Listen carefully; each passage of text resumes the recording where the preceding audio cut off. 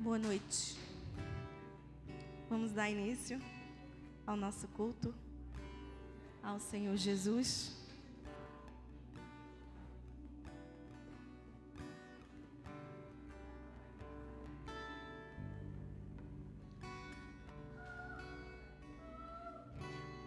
Lindo Jesus, Rei do meu coração, como eu amo os teus caminhos.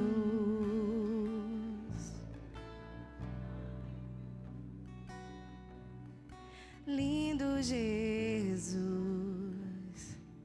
estrela da manhã, eu cantarei a ti.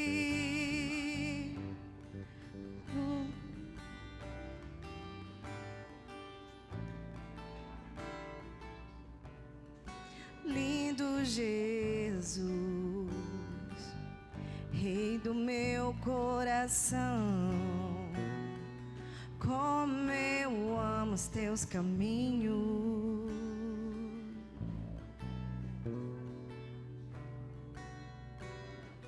Lindo Jesus, estrela da manhã, eu cantarei a ti. O que posso te dar por tudo que tu és? Você me libertou e me curou.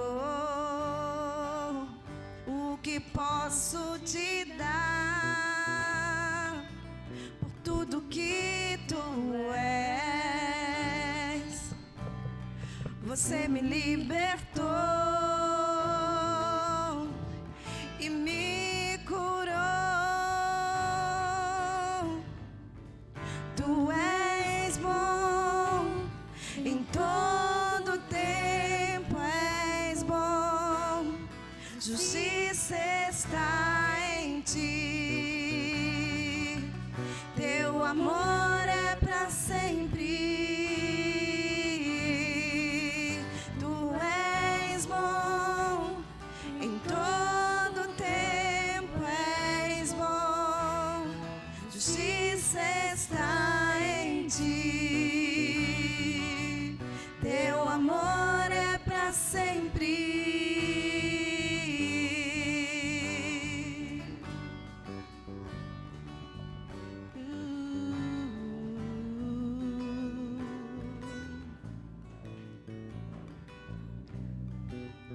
O que posso te dar por tudo que tu és? Você me libertou e me curou.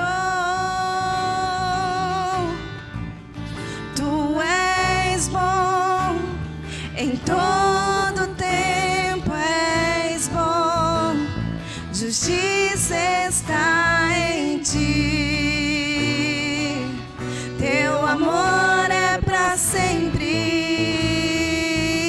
Você pode declarar: tu és bom em todo tempo, és bom, justiça está em ti, teu amor é para sempre.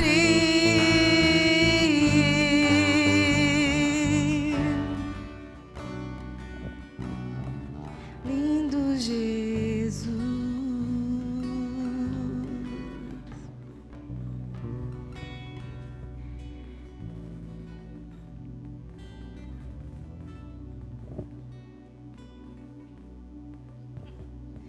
Deus é muito bom e é muito bom estar aqui hoje, né? Saúde a todos, em nome de Jesus, sejam todos bem-vindos. Essa semana aconteceu algo interessante e talvez possa até ser meio engraçado algumas coisas que eu vou falar aqui, mas Deus, Ele usa todas as circunstâncias, todas, da vida para falar conosco. E essa semana ele falou comigo, através de um peixinho que morreu. Bruna sabe essa história, né? E lá em casa todo mundo tá sentindo um pouquinho, eu acho. De manhã, quando eu acordava, eu ia para a sala, eu escutava o barulhinho do aquário e eu não estou escutando, tá estranho. E o peixe morreu, né, Manu? Eu tinha 2 peixinhos, uma beta azul, e eu tinha outro peixinho também menor que terminou, que eu dei para a Manu, que cuida de tantos animais. Teco. E esse peixinho era uma beta azul que eu tinha desde a pandemia. Matheus não tinha nenhum animal de estimação. A gente não teve esse costume, se é que se pode chamar de animal de estimação. Mas aí ele que pedia e tal, e a gente comprou peixinhos para ele e muitos morreram. Mas Lazuli ficou. Linda, era uma beta azul assim, meio fluorescente. E ela era tão boazinha, ela deixava passar o dedinho assim nela quando eu botava a comida de manhã. E no meio do ano, apareceu um carocinho assim na lateral dela. Eu disse, oxe, peixe tem câncer, né? Porque logo assim, tem um tumor aí, tem alguma coisa.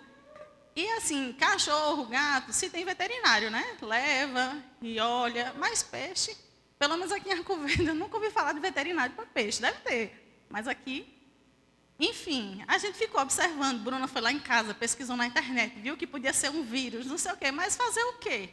Alimentar, cuidar e esperar. E ela estava, mesmo com um carocinho, muito ativa. Subia, descia, nadava, passava lá embaixo de um arcozinho que ela tinha. Muito ativa. E quando foi essa semana, eu percebi 2 dias que ela estava muito embaixo, assim, nas pedras, em cima de umas conchinhas que tinha, paradinha. Eu disse, Luciana, eu acho que Lazuli vai morrer, eu acho que está chegando os dias dela. Só que no outro dia eu acordava e corria lá para ver, estava ela lá no cantinho dela, mais quieta, mas estava. Mas aí na quarta-feira, quando eu acordei, ela estava assim, bem quietinha, mas engraçado. Até o azul dela tinha sumido, ela estava meio acinzentada. Eu disse, Luciano, tu resolve esse funeral, porque outros eu fiz, mas essa eu me apeguei. Então, funeral de peixe é o quê, minha gente? Vaso sanitário, né?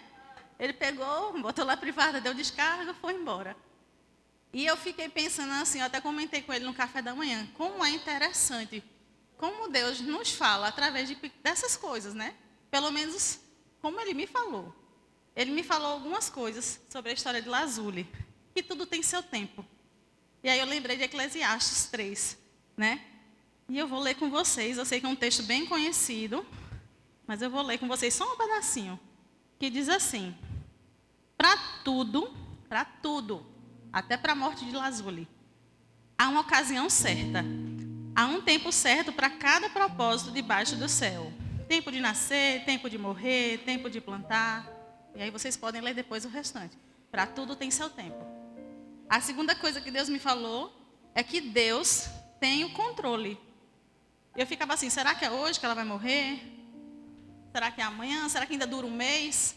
Deus tem o controle. Salmos 93, 1 e 2 diz assim, o Senhor reina, vestiu-se de majestade vestiu-se o Senhor e armou-se de poder.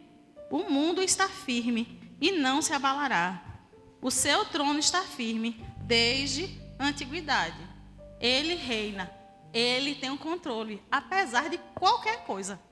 O controle é dele, o reino é dele, ele não se abala. E a outra coisa que eu pensei foi sobre esperar. E o versículo que me veio foi em Isaías 40, 31. Quem foi para acampamentos aqui da vida, tinha uma música que a gente cantava sobre isso, que eu não me esqueço, né? Que fala que, até Isaías 40, 30 e 31. Até os jovens se cansam e ficam exaustos, e os moços tropeçam e caem. Mas aqueles que esperam no Senhor renovam as suas forças, voam alto como águias, correm e não ficam exaustos, andam e não se cansam. O Senhor é a nossa força. Então, essa experiência dessa semana, né, Deus pode falar tanta coisa comigo, porque eu estou com o coração aberto, querendo escutar o tempo todo. Se a gente abrir o coração e pedir a Deus que nos fale nas pequenas coisas, Ele vai nos falar. E como a gente vai aprender e como a gente vai ser enriquecido na palavra. Eu queria deixar para vocês essa semana o desafio, além de Provérbios, não sei quem está lendo, todo dia um capítulo, muito bem, de ler Isaías 40. Que capítulo lindo. Eu já tinha lido, mas hoje eu fui reler o capítulo todo. Que capítulo lindo, gente. Leiam. Que capítulo inspirador. Mandei hoje para a Márcia, mandei para a Nívia, né? Mandei para alguns amigos. Releiam. Se nunca leram, leiam. Porque a gente se renova na palavra do Senhor. Ela nos dá ânimo e nos mostra que apesar das situações da nossa vida, Ele está conosco. Ele não se abala. Podemos confiar. Ele está ao nosso lado. Vamos orar. Deus, obrigada por tua presença a despeito de qualquer situação. Por tua amizade. Obrigada porque tu nos fala, Senhor, em situações tão adversas. Mesmo em situações que a gente perde alguma coisa, nós podemos ganhar algo. Obrigada, porque tu és o nosso Deus. Obrigada, porque eu sei que tu estás aqui. Recebe a nossa adoração, o nosso louvor. E nos ajuda a te ver nas pequenas coisas. Em nome de Jesus, amém.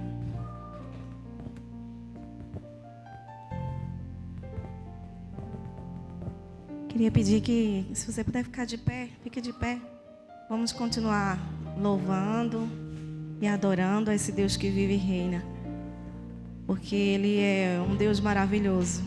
E Ele é o mesmo. Ele é ontem, hoje e sempre será. O grande El Shaddai, o Todo-Poderoso. Aquele que tudo vê e aquele que sonda e conhece os nossos corações. E sabe e conhece as nossas necessidades. Amém? Estás aqui, movendo entre nós. Te adorarei, te adorarei. Estás aqui, mudando destinos. Te adorarei, te adorarei. Estás aqui, operando milagres. Te adorarei, te adorarei. Estás aqui, transformando nossas vidas. Te adorarei, te adorarei. Meu Deus é um Deus de milagres, Deus de promessas, caminho no deserto, luz na escuridão. Meu Deus, esse é quem tu és. Meu Deus é um Deus de milagre, Deus de promessas, caminho no deserto, luz na escuridão. Meu Deus, esse é quem tu és.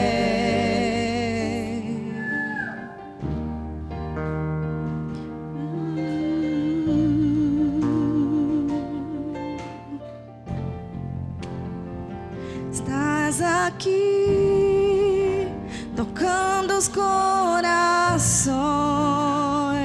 Te adorarei, te adorarei.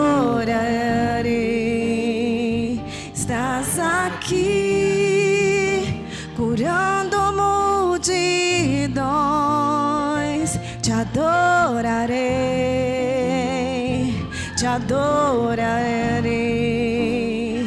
Estás aqui, restaurando os corações.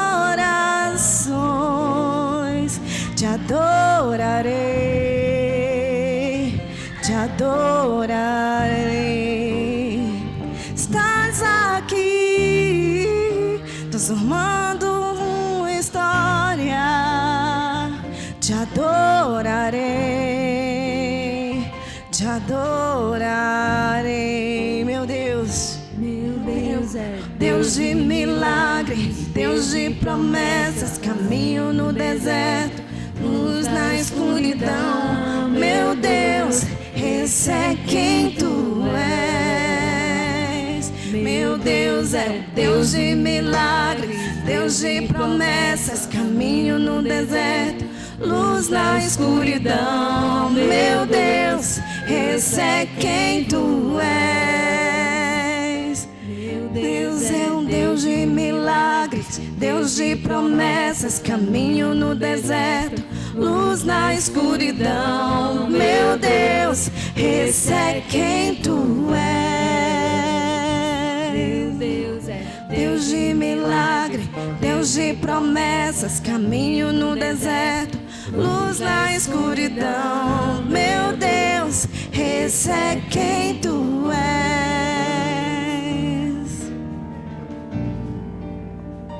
Esse é quem tu és.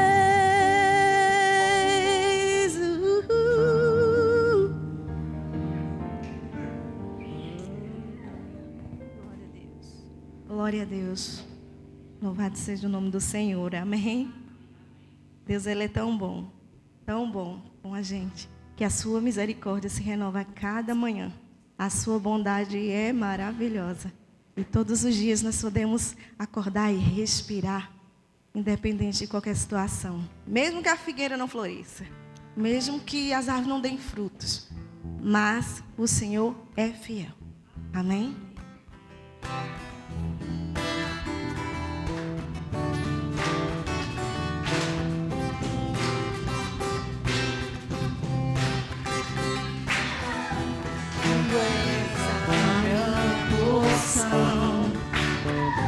Tu és a minha herança, tu és o meu socorro nos dias de tribulação. Mesmo que meus pais me deixem, mesmo que amigos me traiam, eu sei que em teus braços eu encontro a salvação. Ainda que a figueira não floresça, ainda que a videira não dê os seus frutos, mesmo que não haja alimento nos campos, eu me alegrarei em ti. Ainda que a figueira não floresça, ainda que a videira não dê os seus frutos, mesmo que não haja alimento nos campos, eu me alegrarei em ti.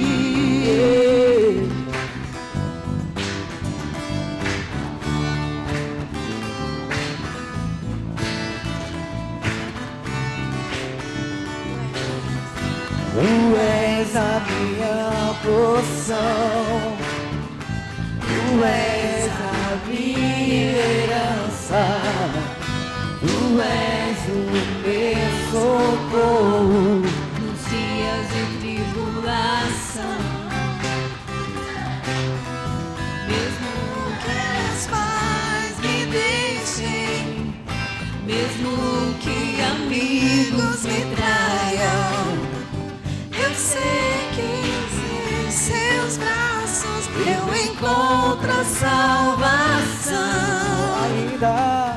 Ainda que a figueira não floresça, ainda que a videira não dê os seus frutos, mesmo que não haja alimento nos campos, eu me alegrarei em ti. Ainda que a figueira não floresça, ainda que a videira não dê os seus frutos, mesmo que não haja alimento nos campos, eu me alegrarei em ti. Suas vozes ainda.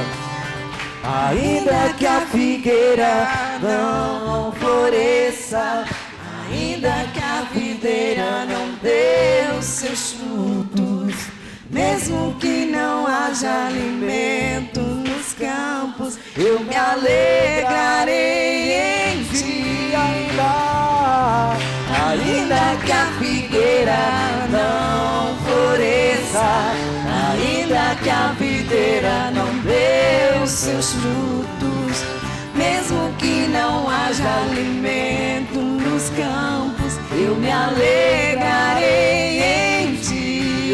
alegrarei, eu me alegrarei em ti. Eu me alegrarei, Eu me alegrarei em ti.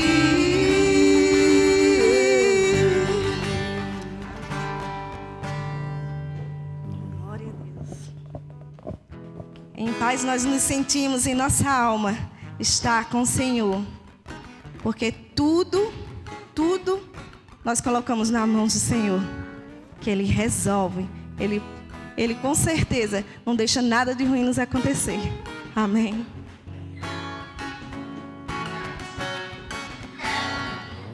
Essa paz que eu sinto em minha alma não é porque tudo em mim vai bem. Essa paz que eu sinto em minha alma é porque eu sirvo ao meu Senhor. Não olho as circunstâncias, não olho para o seu amor. Não me guio por vista, alegre sou. Não olho as circunstâncias, não olho para o seu amor. Não me guio por vista, alegre sou. Ainda que a figueira não floresça e a vide não deu seu fruto, ainda que os montes se lancem ao mar, ainda que a terra trema, hei de confiar. Não olho as circunstâncias, não olho para o seu amor.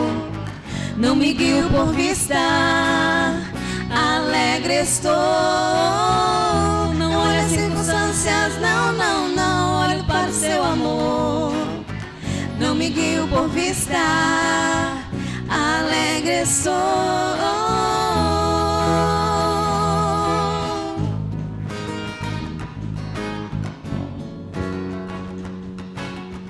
Alegre estou.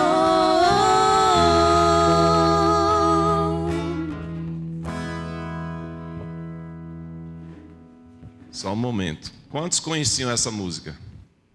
Pouca gente, né? É bonita, não é? Vamos cantar mais uma vez? Prestando bem atenção nos slides. E os slides tem que acompanhar porque é novidade para a gente, tá bom? Vamos cantar mais uma vez.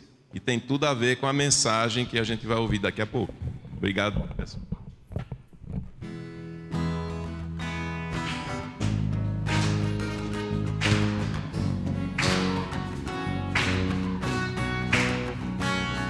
Essa paz que eu sinto em minha alma não é porque tudo em mim vai bem. Essa paz que eu sinto em minha alma é porque eu sirvo ao meu Senhor. Não olho as circunstâncias, não olho para o seu amor. Não me guio por vista, alegre sou. Não olho a circunstância, não olho para o seu amor. Não me guio por vista, alegre estou. Ainda que a figueira não floresça e a vide não deu seu fruto, ainda que os montes se lancem ao mar, ainda que a terra trema, hei de confiar. Não olho as circunstâncias, não olho para o seu amor. Não me guio por vista, alegre sou. Não olho as circunstâncias, não olho para o seu amor. Não me guio por vista, alegre sou.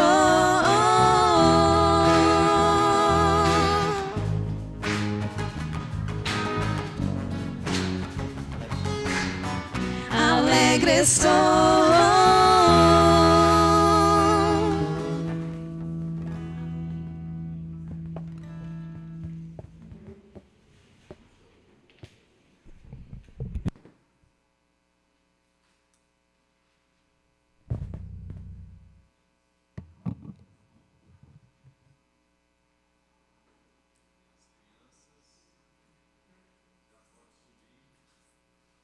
Som.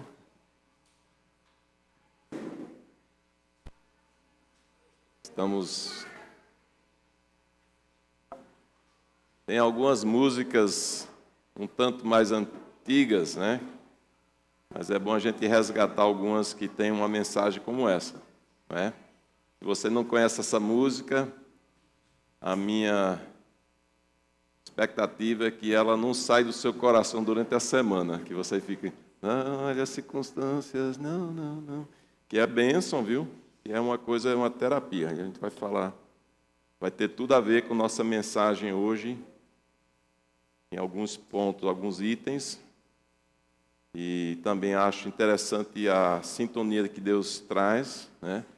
Até com a fala da Maenda, a gente não combinou, mas vocês vão ver algumas como é que chama? Coincidências, né? Quem não acredita em coincidência, a gente acredita que Deus está nessas questões também. Pois bem, instruções para o dia a dia. Só queria dizer que domingo passado, a gente durante o culto, eu não estava por dentro do que estava acontecendo na nossa nação, né? Então, eu queria reforçar uma questão bíblica que é da gente orar pela nação. A gente sempre deve. Na minha lista diária, todos os dias, já há um bom tempo eu oro por várias questões, e Brasil é uma das orações. Sempre foi, assim, sempre de um tempo que Deus me trouxe essa convicção. Eu oro pela nação do coração, que é o Brasil, oro pela a nação que me trouxe à terra, que foi os Estados Unidos, né? Oro por Israel, porque a palavra pede para a gente orar pela paz de Jerusalém, é um mandamento, né, para a gente orar. E tento orar também, né, diariamente pelas pessoas perseguidas, as nações, né? As pessoas que estão passando por coisa que a gente não tem a experiência, né? Mas sabe que tem gente dando a sua vida pela fé, hoje em dia, né? E a gente lê isso aqui, vê uma vez na notícia, outra perdida, e a gente não se toca com a realidade, né? Mas muita gente derrama sangue pelo Evangelho, nos dias de hoje, em lugares onde são perseguidos. Então, mas orar pela nação, onde eu comecei aqui, a gente precisa estar sempre orando. E com certeza os dias são difíceis, independentemente da sua ótica. Eu estava falando com uma pessoa que disse que as pessoas na área política estão dentro de uma bolha. Então você tem uma visão e você filtra tudo naquela visão. E o outro lado também.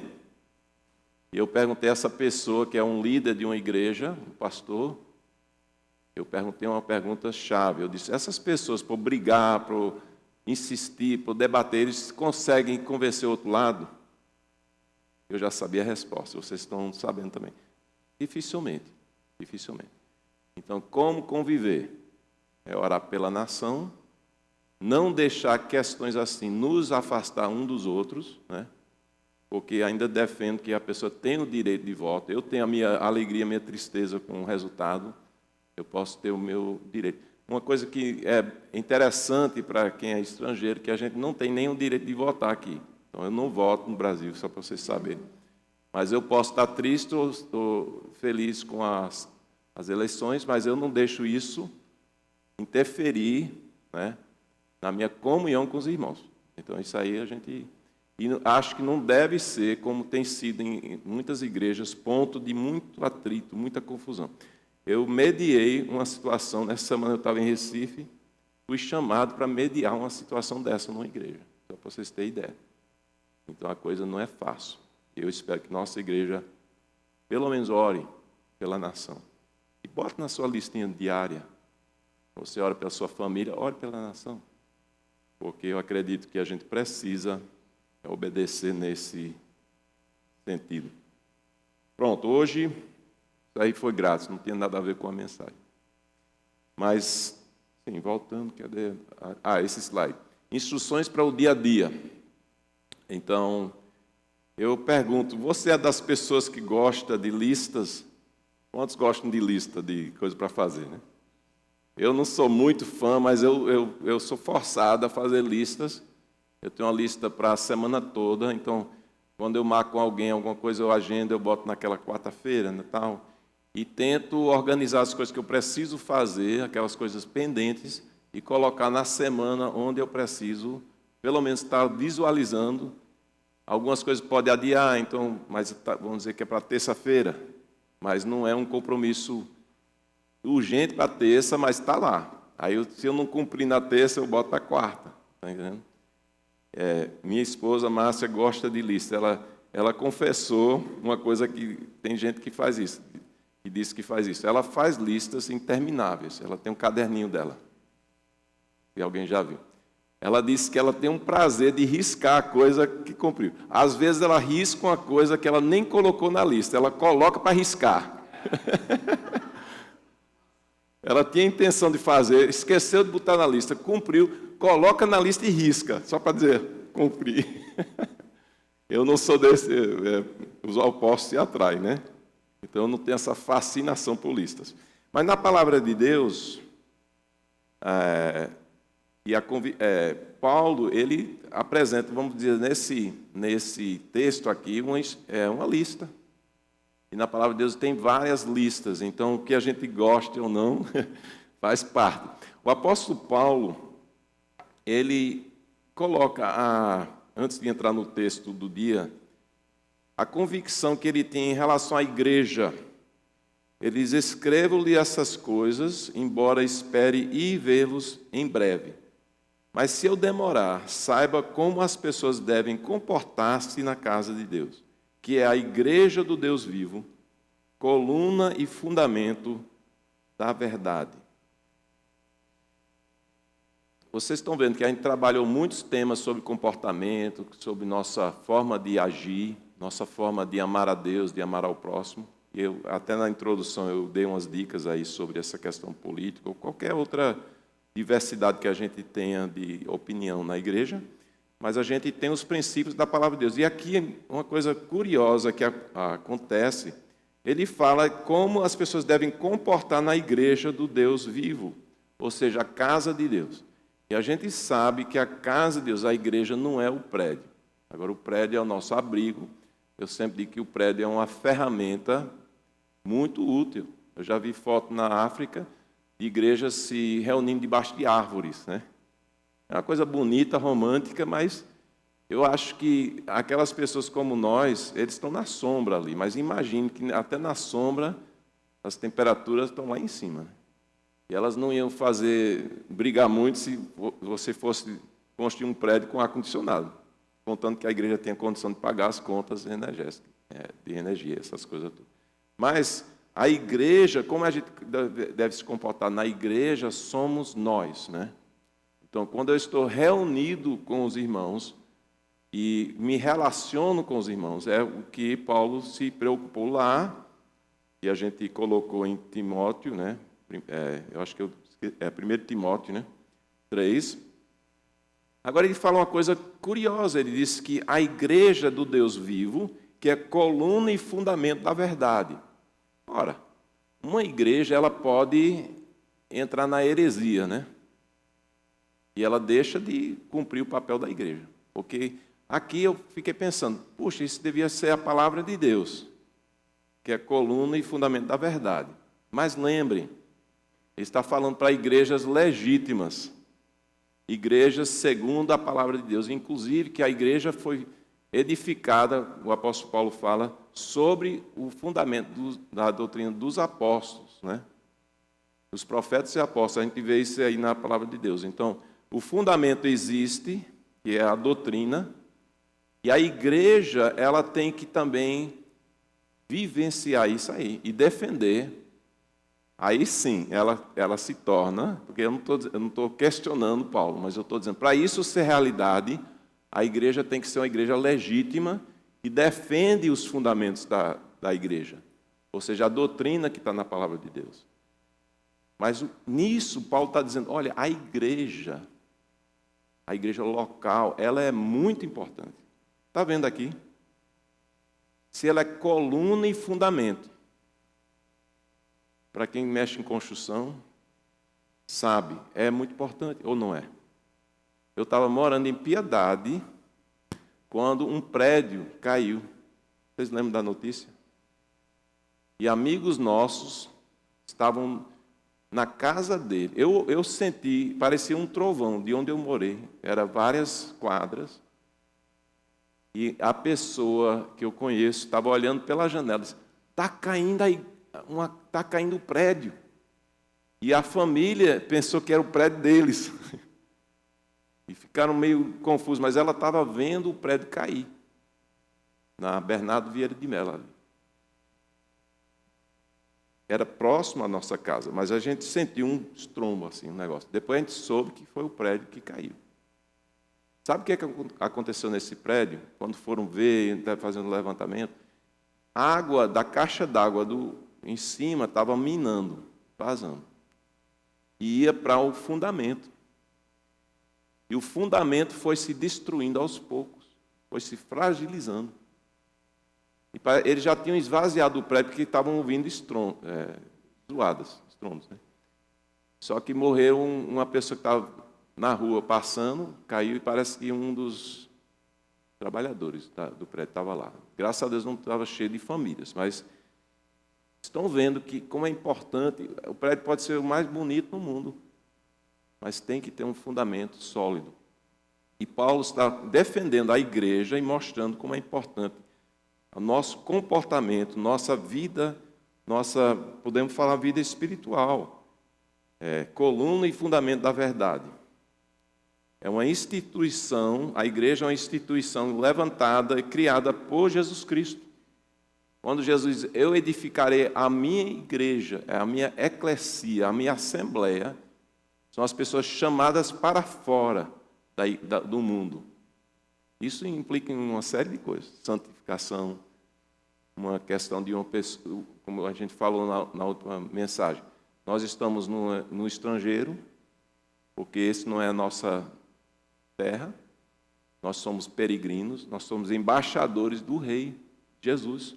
Nós representamos uma outra gestão, podemos dizer assim. Então, a gente não pode nunca esquecer isso, independentemente do nosso partido político, nossas crenças. O que vai resolver os problemas do Brasil? São os seres humanos? Não são. Claro que Deus usa e tal. Deus levanta. Você lê o Antigo Testamento, é interessante. Ele usa nações pagãs horríveis para castigar seu povo, muitas vezes.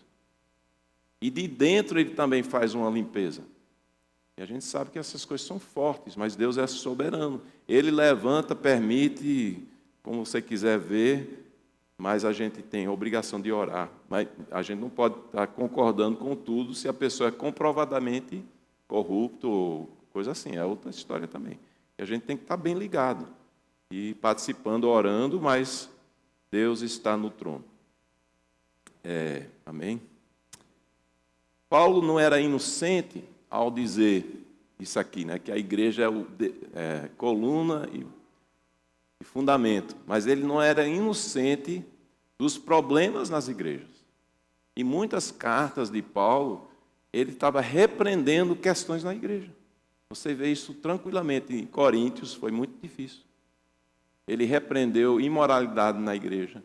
Ele repreendeu partidarismo na igreja. Eu sou de Paulo, eu sou de Apolo, e o super espiritual, eu sou de Cristo, né? E ele disse, está errado. Então, ele corrigia, e ele aqui, por dizer isso, ele não está dizendo que ele é inocente dessas questões na igreja. Mas ele estava mostrando que a igreja é composta de pecadores, remidos sim, mas ainda pessoas que teriam algumas batalhas contra a carne, alguns crentes imaturos nas igrejas. Era a realidade da época e hoje também é. E outras pessoas não salvas, chamados de irmãos. Por quê? Nas entrevistas que a gente faz aqui na igreja de membresia, a gente tenta ouvir a história, a gente tenta entender que a pessoa tem firmeza, mas a gente não tem um raio-x para abrir o coração e ver se aquela pessoa é convertida ou não. A gente se baseia na palavra da pessoa. Que a palavra diz, quem crê no coração e confessa com a boca. A gente ouve muita gente confessando Jesus. Mas o crer no coração, eu queria ter uma forma de ver, mas não tem. Lembra do trigo e o que é que tem mais? Joio. A gente deve arrancar o joio? Pergunto a vocês. Não. A Bíblia proíbe isso aí. Agora, trata questões de disciplina. A gente vai ver isso aí. Vamos até olhar para um texto aqui.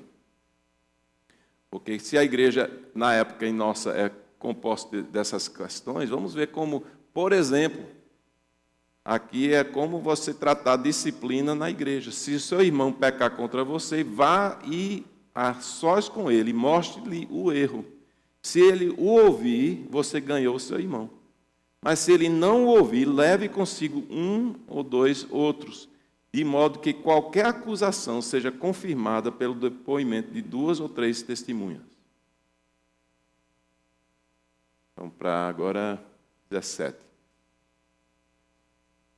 Se ele se recusar a ouvi-los, conte à igreja. E se ele recusar ouvir também a igreja, trate-o como pagão e publicano. Pronto, a igreja pode tratar o joio. Mas como é que começa? Pelo comportamento. Um comportamento inadequado que dá, ao invés de glorificar a Deus, traz vergonha para o Evangelho. E o caminho é a pessoa da igreja, não é o pastor, necessariamente. E às vezes, raramente, é a primeira pessoa para saber. A pessoa com quem eu lidei essa semana foi um pastor. Eu disse para ele, meu colega, às vezes a gente é o último a saber. Mas o problema é o pecado dos irmãos que não fazem essas questões aqui. Você e eu, ao ver a pessoa no erro, tem a obrigação de chegar. E a pessoa não ouviu, Roger. Então leva 2, 3... Não tem que levar para a igreja, não tem que levar para culto administrativo. As igrejas pecaram muito no passado. E pessoas são traumatizadas. Já ouvi horrores isso aí. Lavar toda a roupa suja numa assembleia da igreja. Isso é errado. Problemas públicas, em alguns momentos, claro, porque todo mundo está sabendo tal. Mas expor pessoas, desnecessariamente, quando elas têm uma opção, uma de duas, se arrepender e confessar, isso é uma restauração fantástica. Se você, como irmão, chega para um outro irmão, irmão, isso está errado. E a pessoa diz, eu estou errado. E se arrepende, pastor não tem que nem saber. Sabia disso? Não precisa saber. Já houve a restauração. Estão ouvindo? Muito importante isso aqui. O processo é esse. Quantas igrejas fazem isso hoje? São raras. Eu queria dizer que muitas obedecem isso aqui. Eu levei minhas filhas para um seminário na Califórnia. Eu tinha ido para um seminário, uma faculdade evangélica, e elas foram para outra. Na minha, tinha cheio de regras. E você pega demérito se você infringir horários, era bem restrito, muitas regras. E eu me frustrava não por ter regras, mas eu me frustrei ali porque não houve um acompanhamento. Eu era um jovem que precisava de alguém mentoreando minha vida. Tudo bem, eu tive meus pais, berço evangélico, berço ministerial, mas uma fase crítica. Mas eles sabiam fazer regras e cumprir regras. No seminário onde minhas filhas foram, eu estava no primeiro dia, que era a palestra do reitor dessa universidade. Ele é um teólogo muito conhecido, e ele deu uma palestra aos pais e os novos alunos. Eu quase caí para trás, com alegria. Ele disse, seus filhos estão aqui. Nós temos regras, claro, mas o que é que a gente faz? A gente tem gente nos dormitórios, eles são responsáveis para ajudar seus filhos. E se o seu filho tiver um problema de pecado ou alguma coisa, talvez a gente nem fale com você. A gente vai aplicar Mateus 18. Eu digo, rapaz, é mesmo. Aqui a gente vai funcionar como a palavra diz. Agora, se não tiver jeito, essa pessoa não se corrige, seus filhos não corrigem, e a gente talvez chega para você, mas a gente vai tratar biblicamente. Eu disse, amém. Eu queria que fosse assim no seminário que eu fui, porque se tem esse cuidado do erro, vai ter o cuidado da vida devocional, a vida dessas pessoas. Eu saí muito aliviado. Minhas filhas estão em boas mãos aqui nesse seminário. A pessoa disciplinada, quando é feito direitinho, porque chega no impasse, a pessoa não quer se arrepender. Então, você tem obrigação aqui de tratar como descrente. É o joio. O joio se pronunciou. O joio se revelou. Estão entendendo a diferença aqui? Então, eu sei que eu fugi um pouco para esses textos, mas eu acho interessante. Eu só não li 18, né? Digo-lhes a verdade, tudo que vocês ligarem na terra terá sido ligado no céu, e tudo que vocês desligarem na terra terá sido desligado no céu. Você acha que a igreja é importante? Deus deu essa confiança para a gente. Porque Ele sabe, Ele é o arquiteto da igreja, Ele sabe que na multidão, teria que ter uma conspiração muito grande para a gente aceitar os pecados, né? Porque a gente tem a palavra. E tem princípios também para você corrigir líderes na Bíblia. Porque líder também não é isento. E a gente vai tratar isso aí. Tá? Eu sei que eu me prolonguei um pouco mais do que eu pensei aqui, mas eu achei importante para colocar esse contexto. A igreja também tem não só os problemas de irmãos na igreja, né? Com pecados, com carnalidade, com o falso crente, e Satanás também nos opõe. Se você está tendo muitos ataques, ou a igreja muitos ataques espirituais, pode saber, isso incomoda Satanás. Ele está incomodado com alguma coisa. Então ele está mandando bronca. Mas o bom é saber que maior é aquele que está em nós do que aquele que está no mundo. Mas existe. Muitas instruções existem na própria carta de Tessalonicenses e tantos outros, para os membros buscarem santificação, crescimento espiritual. Isso tem sido uma tônica nossa aqui, ou não? Pastor Roger chega aqui para falar de santidade? Algumas vezes, ou muitas vezes? Falamos, sim. Sabendo que nós somos pessoas pecaminosas, que nós temos lutas diárias, mas a gente não pode sancionar e aceitar pecados que a Bíblia condena. E também a gente vê que a igreja ela é importante porque as pessoas estão exercendo seus dons, servindo a igreja, cooperando no crescimento e santificação uns dos outros. E o texto de hoje, que eu demorei para chegar, né, mas a gente está chegando aqui, começa a falar, relembra o processo de uma igreja saudável, uma igreja com saúde, vamos falar assim. Então vamos ver aqui. Agora lhes pedimos, irmãos, que tenham consideração para com os que se esforçam no trabalho entre vocês e que os lideram no Senhor e os aconselham. Tenham-nos na mais alta estima, com amor, por causa do trabalho deles. Vivam em paz uns com os outros. Exortamos vocês, irmãos, a que advirtam os ociosos, confortem os desanimados, auxiliem os fracos, sejam pacientes para com todos. Está vendo a listinha? É uma listinha interessante. Vamos ainda continuar, a lista continua. Na leitura, depois a gente vai parar. Tenham cuidado para que ninguém retribua o mal com o mal, mas sejam sempre bondosos uns para com os outros e para com todos. Alegrem-se sempre, orem continuamente. Deem graças em todas as coisas, todas as circunstâncias, pois esta é a vontade de Deus para vocês em Cristo Jesus. Vamos para o esboço, tá? Ter consideração para com os que lideram a igreja. Faltou um A aí no para.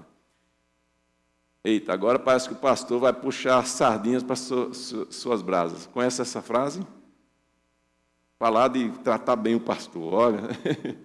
Na verdade, é que qualquer pastor, inclusive o pastor Roger, fica encabulado de falar texto assim. O pastor vai querer está sofrendo, vai exortar a gente. Mas a beleza de uma exposição da palavra, versículo por versículo, vocês estão sabendo, ele não escolheu esse texto. O texto se escolheu, né? E a gente está fazendo de uma forma expositiva. E essa é a beleza de estudar a palavra dessa forma. Você vai tocar em muitos assuntos que talvez você não ia... hoje eu vou pregar sobre, Senhor, me guia. Vou falar sobre como honrar os pastores. Eu acho que o pastor, como eu digo, é constrangedor, poderia ser, né? Então ele não vai, eu vou falar sobre isso aqui. Não. Mas é interessante, porque, lembra, o fundamento a igreja tem que defender. Hoje, tá certo? Só para vocês ficarem bem tranquilos, não é problema na koinonia. Amém? A gente se sente amado, a gente se sente respeitado, não tem problema. Em alguns momentos, claro, em qualquer contexto, você se sente... Eu digo que o pastor, às vezes, é o herói, e depois ele é o lixo. Ele é o cara que não visitou, não fez... toda aquela expectativa que as pessoas têm em relação a pastor. E tem uma lista interminável. E ninguém consegue cumprir essas expectativas. Então é melhor o pastor, qualquer que seja, ir para a palavra, né? Ter segurança naquilo que ele faz e aquilo que ele deixa de fazer. E eu sempre tentei no meu ministério ser claro, às vezes ofende as pessoas, que vêm com cobranças desnecessárias e absurdas, e com uma certa tranquilidade de tentar, né, não alterar, e informar essa pessoa que eu posso até fazer isso, mas eu não tenho obrigação nisso, não. E às vezes choca, né? Mas eu estou muito seguro nisso aí. Se quiser conversar, saber um dia, a gente está tranquilo. Se a gente cumpre todos os papéis, a gente tenta, né? Mas somos limitados, muitas vezes, algumas limitações. Mas o princípio está lá. E eu digo assim, é bom ensinar sobre isso, porque essa igreja, se Jesus demorar na sua vinda, né?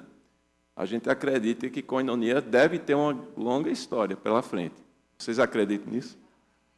Porque senão a gente vai perder tempo construindo um templo aqui, e o tempo previsto, que em breve a gente deve começar, vai caber 328 cadeiras.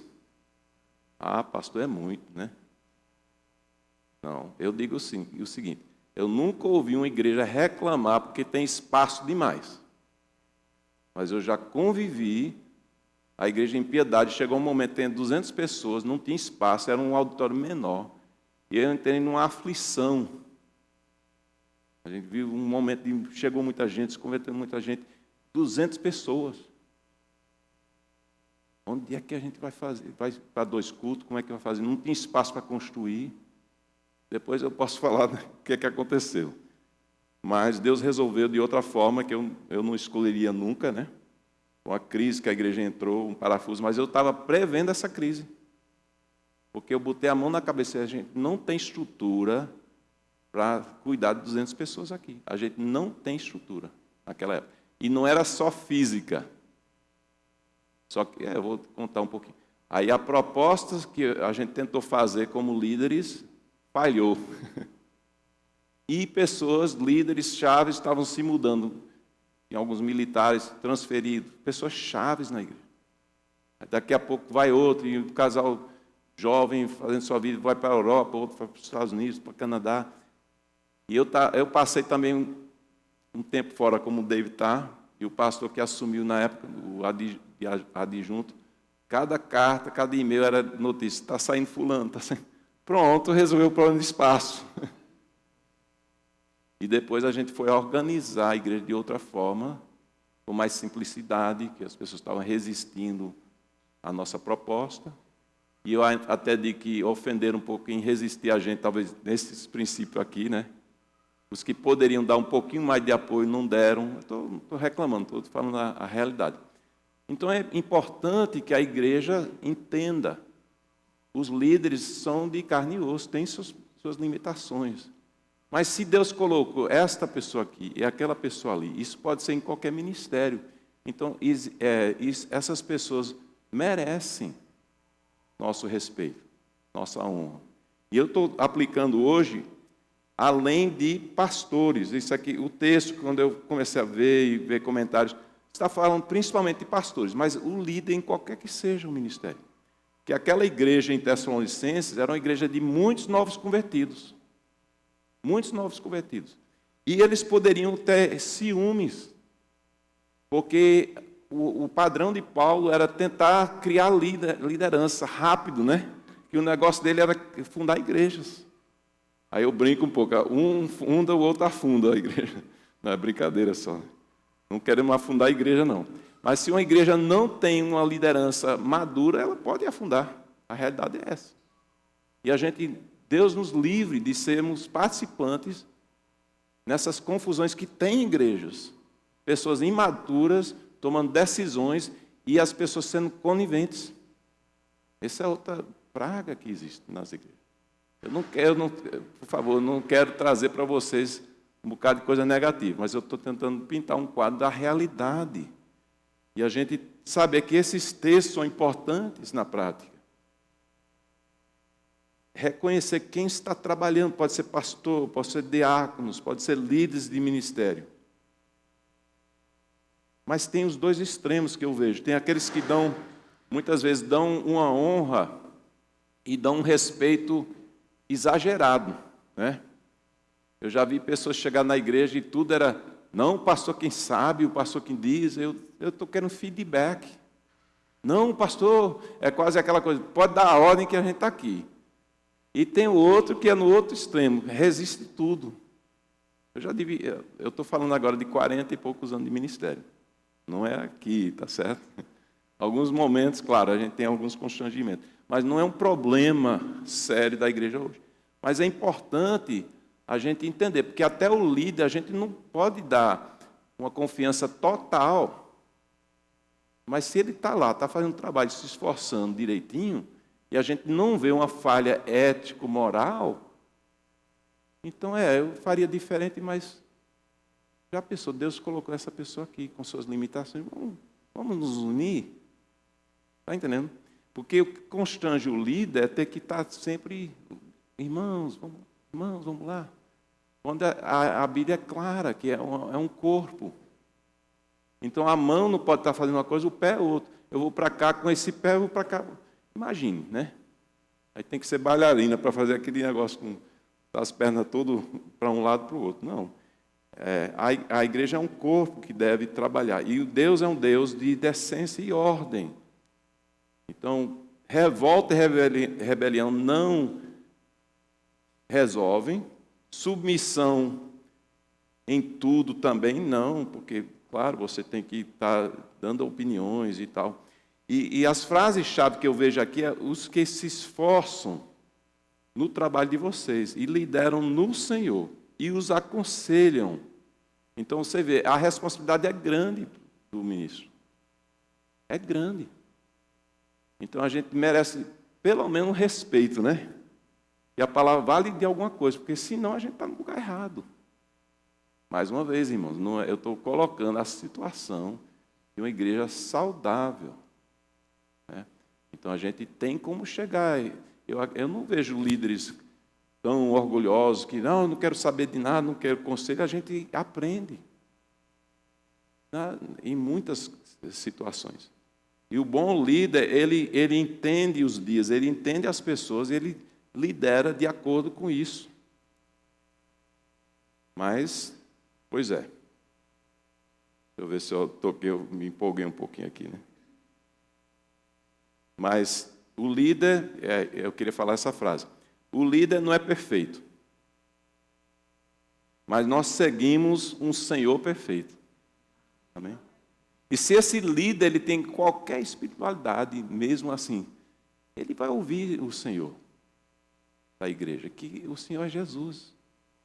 E às vezes são os irmãos que trazem aquela tecla, e daqui a pouco o pastor acorda, realmente. E o Senhor, no momento devocional, toca no coração. Então a gente deve orar assim pelos líderes do país, os líderes da igreja, liderança na família.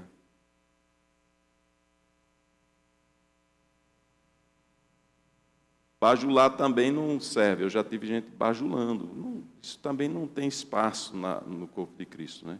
tanto o malhar todo, como o bajular também não funciona. Estou só tocando algumas ideias aqui. É que eu já me empolguei. Vamos para o segundo, que senão a gente não adianta. Viver em paz com os outros. A listinha, né? Vivam em paz uns com os outros. Lembrando que a gente falou na semana passada, nós estamos em guerra. Mas aqui, lembra que a gente falou da armadura de Deus, que é muito, se não todo, ele é de defesa? A espada, eu tenho a espada, agora que eu vou... E Deus disse, não, a batalha é minha. A espada também é de defesa. E aqueles dois elementos da semana passada que a gente falou, a coraça, coração e capacete cabeça. E era aquele trio famoso, esperança, fé e amor. Então pense um pouco, é bem profundo isso aí. Mas não podemos em momento algum pensar que nós não estamos em guerra, estamos sim. Então a gente faz a nossa parte de viver em paz com os outros. E eu coloquei aqui, fazer nossa parte, mas nós estamos em guerra sem sermos brabos. O nordestino é conhecido por ser brabo, né? Ou não é? É? Amém, eu sou nordestino também. Meu Brasil é Nordeste. Quando eu preguei em São Paulo uma vez, você é um pernambucano, você é um gringo que fala sotaque de nordestino. Eu disse, amém, é a minha terra. Eles queriam criticar, eu não sei, mas estavam achando curioso isso aí, mas é a minha terra. Mas nós somos tendenciosos a sermos bravos, ou não? Eu posso me colocar também, porque eu tenho temperamento também. E Deus vem trabalhando muitos anos. Perfeccionismo, eu já falei, é um defeito do pastor Roger. E antes eu queria na marra, né? Na força, impor meu perfeccionismo. E Deus foi quebrando isso aí. E essa questão de submissão, a gente vai chegar um pouco nisso, deixa eu não me adiantar, mas vamos ver mais alguns versículos em relação a isso. Esforcem-se para viver em paz com todos e para serem santos. Sem santidade ninguém verá o Senhor. A gente falou de santidade, importante, né? Mas a paz é importante também. Viver em paz. Mais um. Eu acho que eu já... Deixa eu só voltar aqui. Vou voltar um. Pronto. Eu pensei que eu tinha colocado mais questões aí. Mas se eu estou em conflito com alguém, eu não sei se vocês conhecem essa matemática. Eu estava na minha, né? E chegou alguém e me incomodou. Me ofendeu. E eu reagi, né? Então, a ofensa foi ruim. Minha reação foi ruim também. Na matemática, você pode dizer assim, como a gente já fez. Puxa, eu estava numa boa, e se não fosse para essa pessoa, eu não teria reagido. Aí alguém disse, então, pega uma... Vamos dividir a culpa aqui. Mas você errou. Eu falei umas coisas, eu fiquei bravo, né? Eu dei o troco. Sim. Mas a outra pessoa é mais culpada do que eu, pastor. Tudo bem. Então, diga aí um percentual do problema. Divide o problema. Quanto do problema foi da pessoa que provocou? 80%. 90%. E a sua porção de erro? 10, 20. A gente sempre é mais carinhoso conosco mesmo, né? A pessoa fala assim, esses 10% é 100% do seu problema. Você tem que resolver.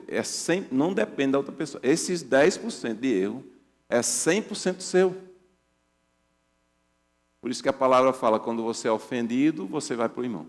Quando você ofende e sai, você vai para o irmão. É sempre, se isso funcionasse sempre, os dois iam se encontrar no caminho. E um que foi ofendido vai procurar, você ofendeu, você... a gente queria conversar. Mas raramente é assim. Esse é o mundo ideal. Mas entendeu que a palavra é tão forte nessa questão de resolver broncas, de falar que a responsabilidade é dos dois. Mas eu estava na minha, estava numa boa... Não, mas você errou também. Não, mas se a outra pessoa não tivesse feito, eu não teria. Sim, mas você reagiu. 100%, vá lá. A palavra não deixa a gente escapar. Então, aqui, por isso que fala, o que depender de você, se esforcem, porque não é fácil. Se fosse fácil, estava tudo resolvido rapidamente, mas é um esforço, é um propósito, né? Terceira questão na lista. Ministrar na vida dos irmãos de acordo com as suas necessidades.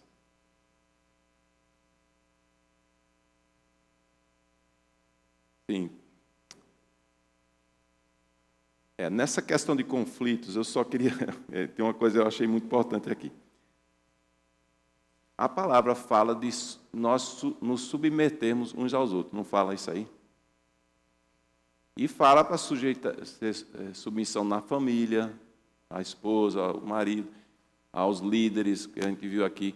Mas também, em outros textos, fala que a gente deve se submeter uns aos outros. Por isso que, às vezes, eu faço até uma brincadeira, não é de mau gosto, mas de bom, acho que bom gosto. Quando eu vejo uma pessoa muito insistente comigo, muito, pastor tem que ser assim, não sei o quê, eu começo a entrar numa e ver até onde essa pessoa vai. É um segredo que eu... Porque, às vezes, a pessoa tão insistente, tão por dentro do trabalho pastoral, sabe mais do que o pastor que vai informar. E aí? Sim, e depois? Daqui a pouco a pessoa esgota, porque ela não vive a realidade. Mas, às vezes, ela tem olha, pastor, seria bom o senhor ligar para fulano. Tem um irmão que era assim, pastor, é o aniversário de fulano, isso não aqui, né? Ligue para ele. A pessoa já foi transferida para Belém, era um membro da igreja, mas o pastor tinha a obrigação de lembrar o aniversário, ligar para ele, segundo esse irmão. Entendeu? E se eu não fizer, porque o irmão, ele sempre me dizendo como fazer meu trabalho. Mas, às vezes, ao invés de ficar com raiva, vamos entrar nessa. Que não é ruim, né? Quem é que não gosta de receber um telefone do pastor? O pastor lembrou de mim. Mas outra coisa, a gente não está num jogo de ibope para ver se a gente é amado. Não é isso. Se fosse isso, a gente teria todas essas questões tudo resolvido. Seria prioridade. Mas, irmãos, a igreja tem tantas prioridades. Eu vou lembrar do irmão que saiu 10 anos atrás, está em Belém, porque o irmãozinho disse para ligar. Ele vai gostar, pastor. E é só um exemplo desse irmão. Era uma pessoa, todo doutor na questão de ser pastor. E quem está de fora acha. Mas a submissão, às vezes eu faço, pronto, vamos fazer desse jeito que você quer, né? E às vezes a coisa, eu tive uma ilustração, não é ligada a isso, mas você vai entender um pouquinho. Eu tinha um colega pastor nos Estados Unidos, na época, dois jovens entrando no ministério, e naquela época ele tinha muita música, ele era músico, gravava CDs, não era nem CDs, era cassete, fita cassete. Só que ele tinha algumas músicas no LP que eu queria cópia. E na época você fazia a cópia e dava para um amigo. Olha, essa música. Aí eu pedi algumas músicas dele. Aí ele se empolgou. Roger, aí eu queria várias músicas. Porque eu ia colocar no carro viajando para ouvir as músicas. Aí ele, mas você tem que ouvir essa música. Tem que ter essa. E tem que ter essa. E tem que ter essa. Daqui a pouco ele disse, pronto. Acabou-se, porque eu queria certas músicas, ele estava insistindo, e foi a fita mais diversa no mundo. Todo o gosto do rapaz. Né? E tinha 2 ou 3 que eu queria, e os outros eram tudo do gosto dele. Mas depois, naquela época, eu disse, ele está tão animado, né? Então eu me submeti, né? Parecia, mas depois, aquela fita, você sabe, foi um tributo para a minha amizade com esse colega. Música eu não ia nunca escolher, mas eu achei engraçado depois. O cara tem um gosto muito variado. Ele não atendeu o meu pedido, atendeu um pouquinho, mas eu me submeti, porque não é uma ilustração, só para você ver como uma coisa pode funcionar. Porque às vezes a gente acha que submeter é uma morte, né? É o fim do mundo, porque é uma guerra de vontades e não sei o quê. E às vezes a coisa não é tão importante assim. E os maridos sabem fazer isso em casa também, né? Mas eu queria descer, mas a esposa faz aquele drama, aquele negócio todo. Não, porque aqui quem manda sou eu. Não, mas tem coisa que não, né? Eu gostaria, se eu fosse um outro problema que eu acho que é relacionado a isso, tá certo? Eu estou viajando um pouquinho, mas é relacionado. Eu acho que a gente tem dificuldade de ser macho sem ser machista, ou não?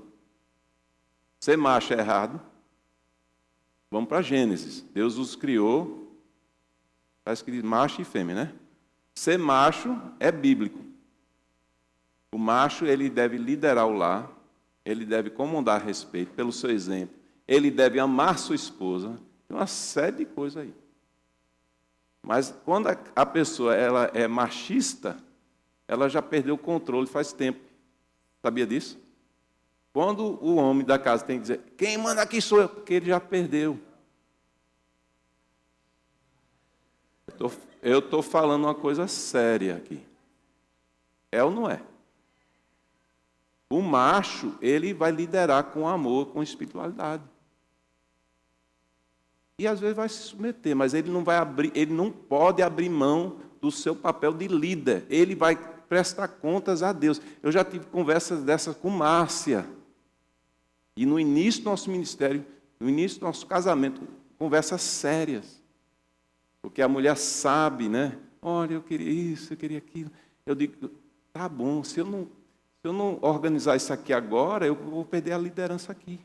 E nada errado com Márcia. Vocês sabem, é uma santa, né? Eu digo que ela é o mito do casal. Todo mundo ama Márcia. Ela não tem que resolver, às vezes, as broncas que eu tenho que resolver. Mas está tudo bem.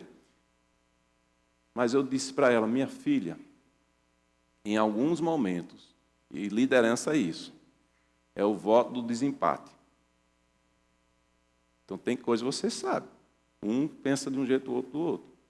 Vamos conversar, vamos orar, mas o líder não tem paz. Aí eu digo, eu vou ter paz nessa decisão, eu vou fazer a vontade da Márcia.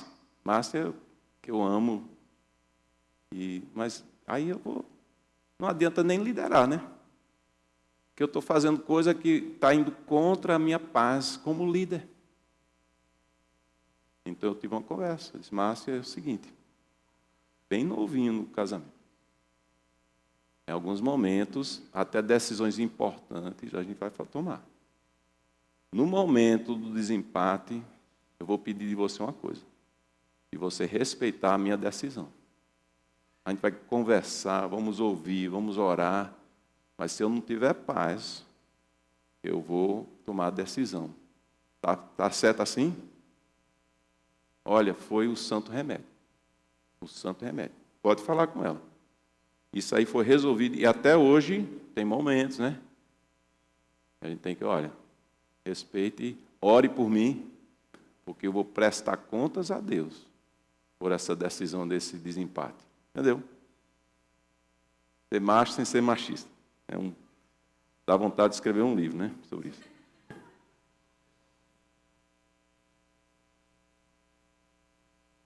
Estou vendo que eu tenho que pular aqui, porque é muita coisa. Eu estou vendo o tempo avançar.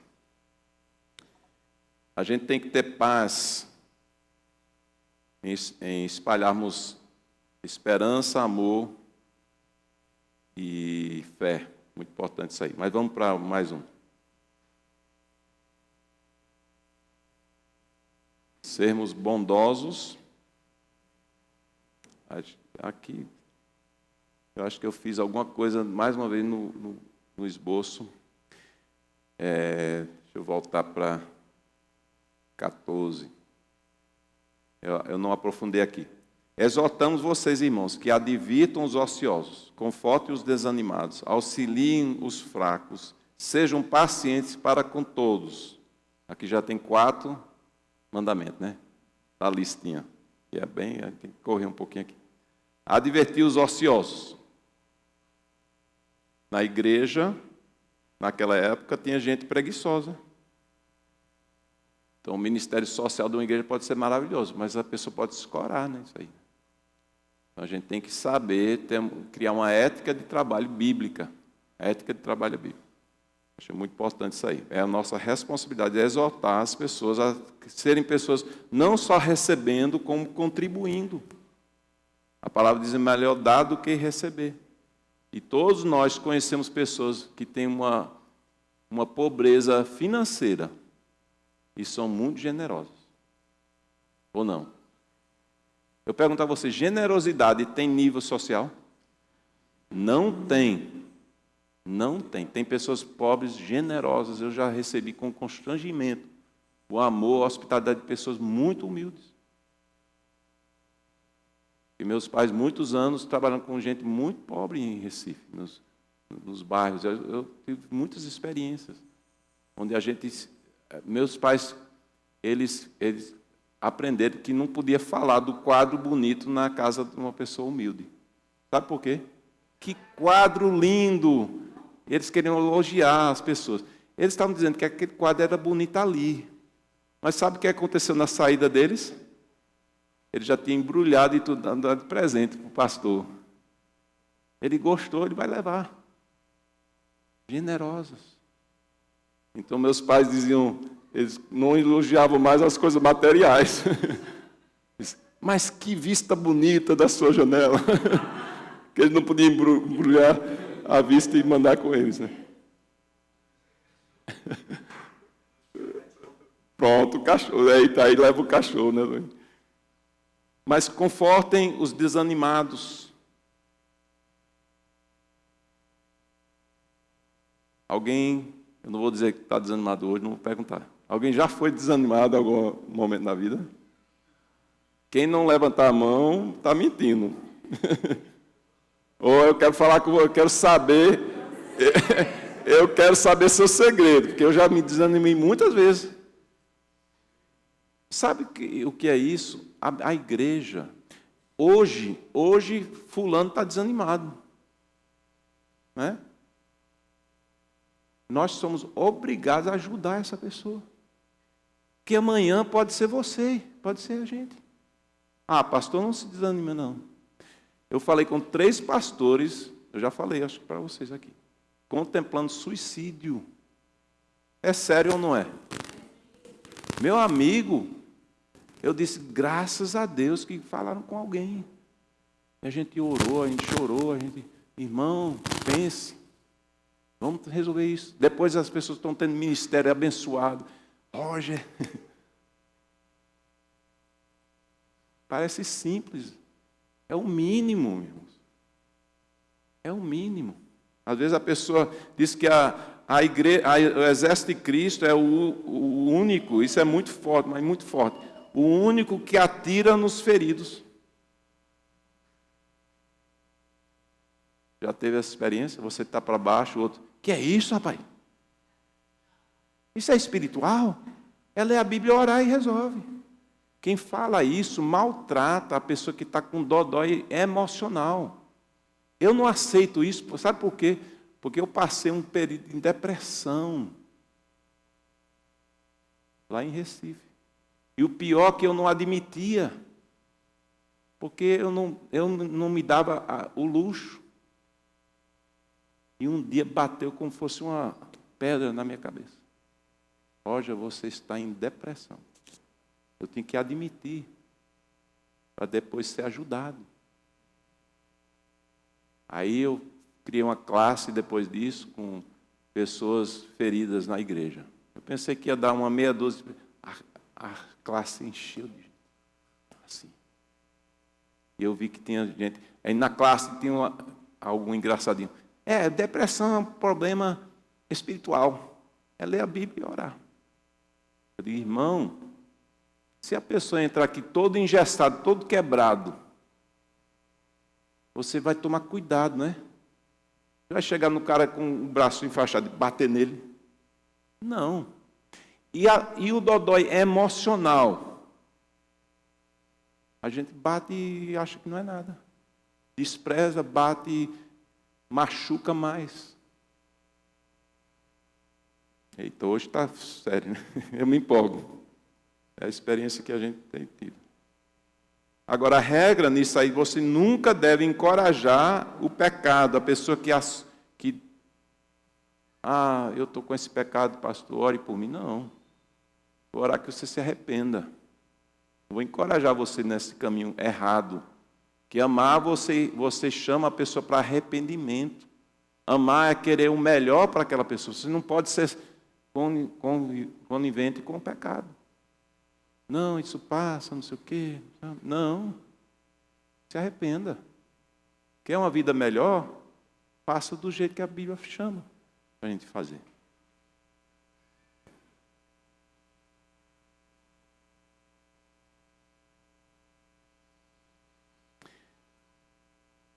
Se a gente confronta as pessoas, a gente pode levar ao arrependimento. Se não, a gente está tentando ser aquela pessoa legal da tolerância. Hoje parece que o pecado maior é não ter tolerância, né?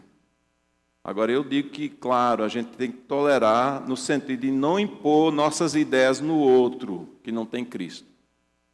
Você não pode impor, não deve. Mas dizer que é bonito, que está certo, não.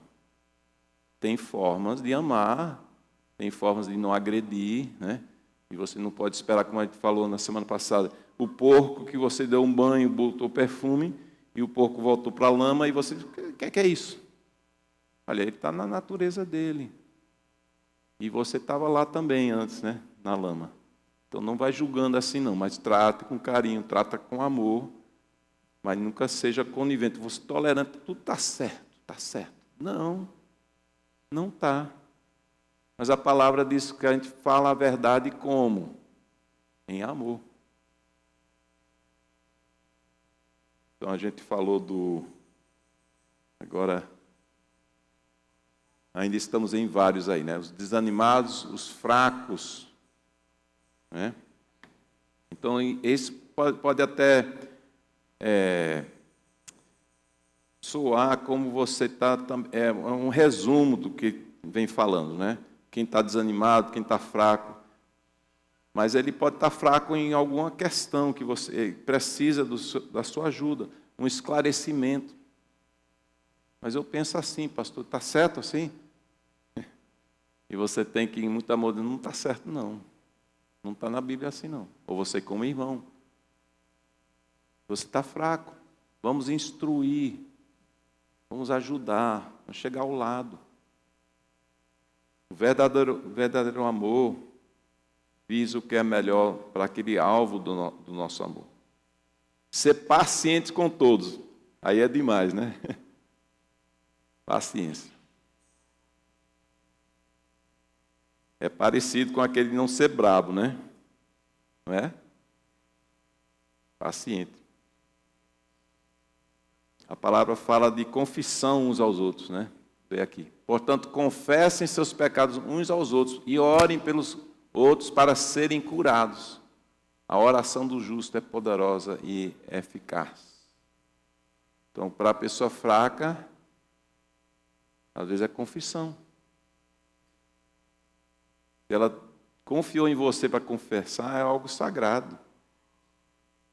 Mas não confesse para fofoqueiros, não, porque fofoqueiro é problema, é bronca, né? E vocês sabem que se a pessoa que fala para você da vida de todo mundo vem para você, não fale nada não para essa pessoa. Pode ser crente que for. Você vai confiar, eles falam de todo mundo, não vai falar de você? Então tem que ter bom senso também, misericórdia. Mas confissão é uma prática bíblica que a gente também vê como isso é uma terapia, como é importante. Ser paciente. Verso 15 ainda adianta, tenham cuidado de que ninguém retribua o mal com o mal, mas sejam sempre bondosos uns para com os outros e para com todos. Estão gostando da lista? Uma lista boa, né? Vingança. Por que não ser vingativo? Amados, nunca procurem vingar-se, mas deixam com Deus a ira. Pois está escrito, minha vingança, eu retribuirei. Ah, mas ninguém vai... Essa pessoa tem que saber, ela tem que pagar. Olha, já tem gente com a patente maior, ou não? Deus diz, tranquilamente que Ele vai resolver. Ah, mas não resolve quando eu quero. O calendário também é dele. Ninguém sai ileso, não. Ninguém sai ileso, não. Vamos mais adiante, né? Ainda, veja aqui como é forte. Pois conhecemos aquele que diz, a mim pertence a vingança, eu retribuirei. E outra vez o Senhor julgará o seu povo. Terrível coisa é cair nas mãos do Deus vivo. É pior a pessoa nas mãos de Deus do que na sua mão, na minha mão. E o melhor para a pessoa é que Deus é totalmente justo. E nós não somos. Se eu vou dar o troco, se eu vou me vingar, geralmente a regra é que eu vou ter mais força, eu vou exercer mais força do que aquela situação merece. Porque eu estou ofendido, porque eu fui traído, não sei o que mais, e a gente volta com mais força. Você pode ver a criança, né? Uma criança tira o brinquedo da outra, e a outra pega e toma de volta. Daqui a pouco o outro está empurrando o outro. E aquele que caiu chega e pega um pau e começa a bater no outro. A força vai aumentando, aumentando. Não é justiça, não, é vingança. E só tem um que sabe na medida certa e no momento certo. E o bondoso, ele não é vingativo. Como é que a gente define ser bom, pastor? Aí está demais, né? Desenhar um quadro. Você sabe quando a pessoa é boa para você. Bondade. Então faça o que você já sabe. Trata a pessoa bem. Veja como essa lista é muito relacionada a relacionamentos, né? Vamos andar.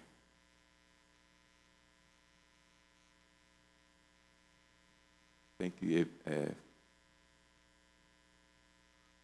pronto.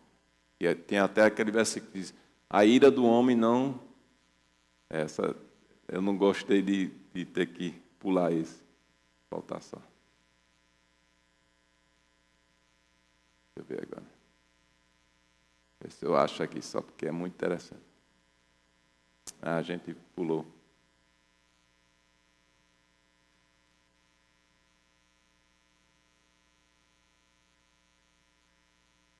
Ah, foi aquela, foi?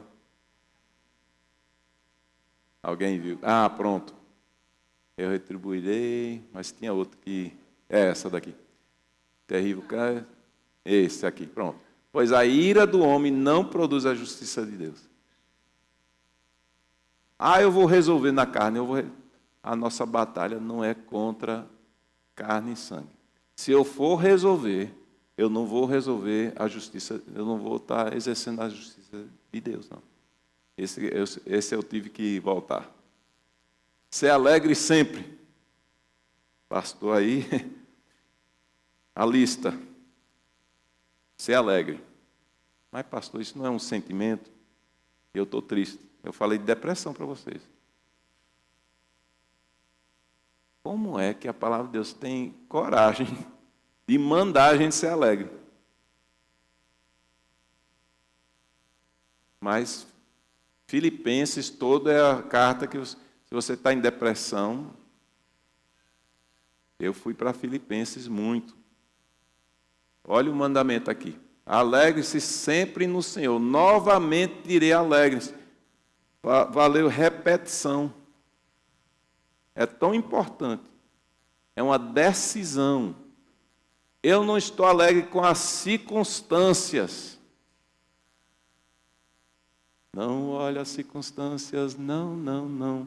Olha o Salvador. Não me dá. Alegre sou. É uma decisão. É fácil? Não. Ele teve que repetir. Seja alegre. Deus quer um povo alegre. Não é um povo hipócrita. Eu vou fingir que sou alegre. Não. Seja alegre. As minhas circunstâncias estão horríveis. Mas você não pode se alegrar no Senhor. Você tem tudo. Aí eu tenho Jesus, eu tenho tudo. Então viva essa realidade. E esse é que é importante.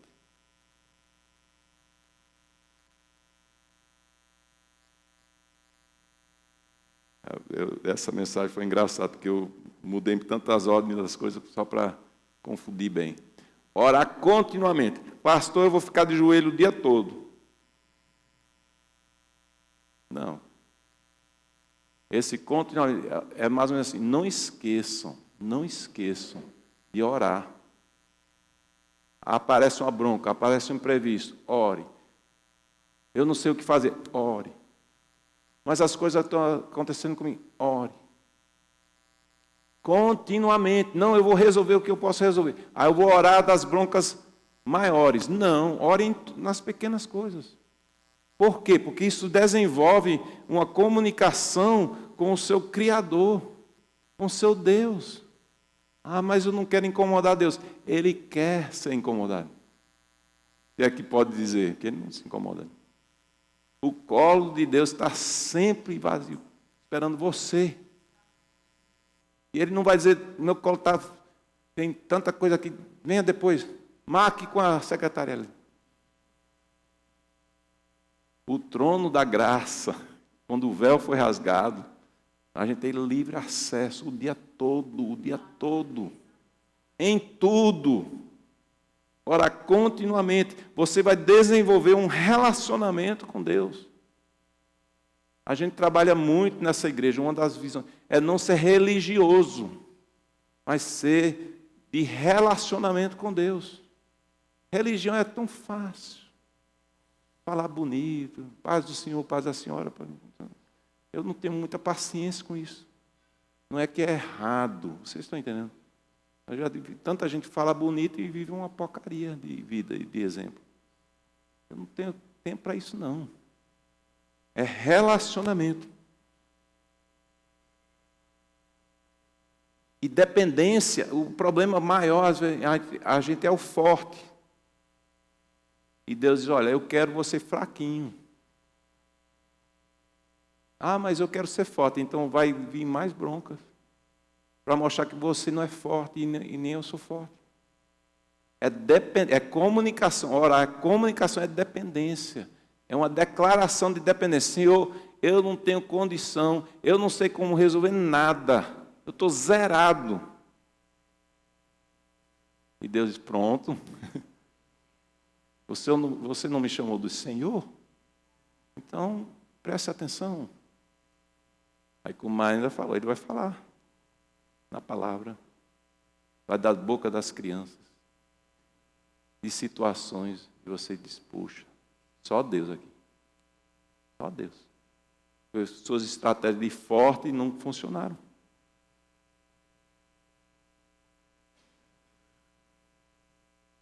Dá graças em tudo. Em todas as circunstâncias. Ele não diz por todas as circunstâncias. Né? Essa é a vontade de Deus. Não vamos nem aprofundar isso, dá uma mensagem em si. Né? Mas e aí, a lista? Você que gosta de lista está vibrando, né? E para nós que não gostamos tanto de lista, né? Mas talvez alguma coisa ali Deus falou. Eu tenho que melhorar essa. Esqueça a lista toda. Tem que lembrar tudo, não. Pegam a parte problemática e diga, Senhor, me ajude nisso aqui, paciência. Me ajude em alegria. Me ajude em ser uma pessoa bondosa. Eu sou um cara chato. Né? As pessoas têm essa percepção que eu sou chato, então vamos mudar isso aí. Ou você escolhe na sua lista. Escolhe da lista de Deus aqui, né? Porque, na verdade, nós queremos agradar a Deus. Nós queremos glorificar a Deus. Esse é o nosso propósito maior. Que Deus nos abençoe. Que Deus aplique a palavra dele na prática na nossa vida. Para a glória dele. Amém? Eu sei que o horário, mas de vez em quando a gente vai se empolgar, tá certo? Que Deus nos abençoe. Pessoal do louvor.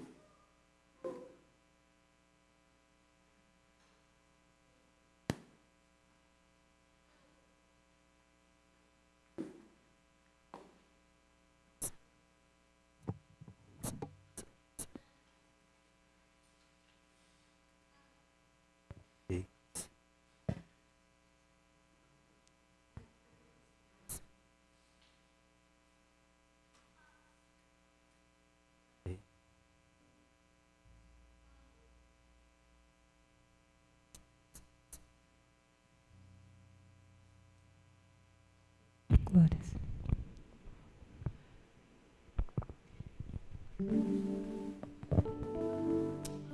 Amém. Vamos ficar de pé em nome de Jesus. Vamos finalizar esse momento adorando ao Senhor Jesus.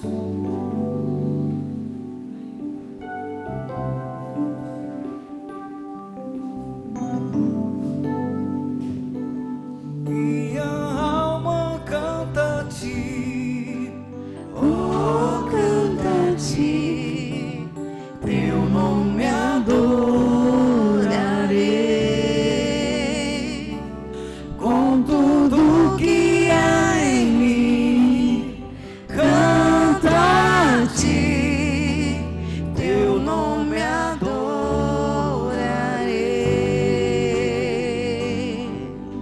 o sol nasceu, surgiu um novo dia. É tempo de adorar, e mesmo em momentos de dificuldades, não deixarei de te exaltar. Minha alma Minha alma canta-te, oh, canta-te, teu nome adorarei,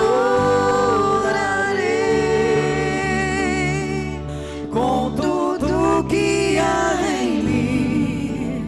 Canta-te, teu nome adorarei.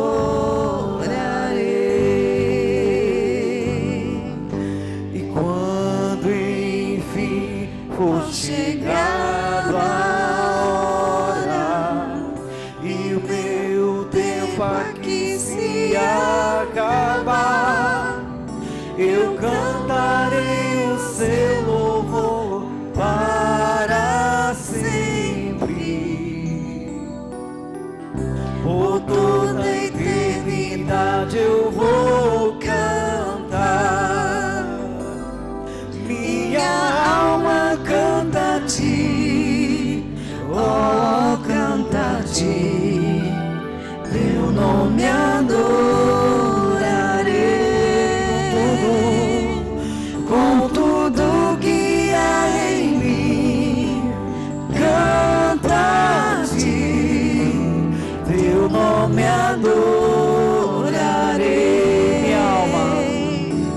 Minha alma canta-te, oh, canta-te, teu nome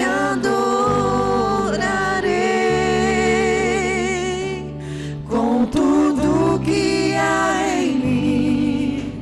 Canta-te, teu nome adorarei,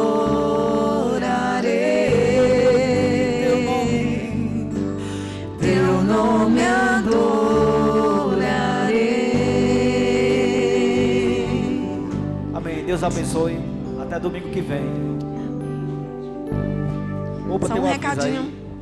Só um aviso. No dia 28, Bruna vai divulgar essa semana, mas no dia 28, é o último sábado desse mês, a gente vai ter uma edição Sabadou, fim de férias. Quem lembra do último Sabadou? É um sábado à tarde que a gente tem aqui, bem agradável. Tragam suas famílias, vizinhos, e vai ser em prol da construção do templo. Então, cantina vai funcionar, bazar vai funcionar.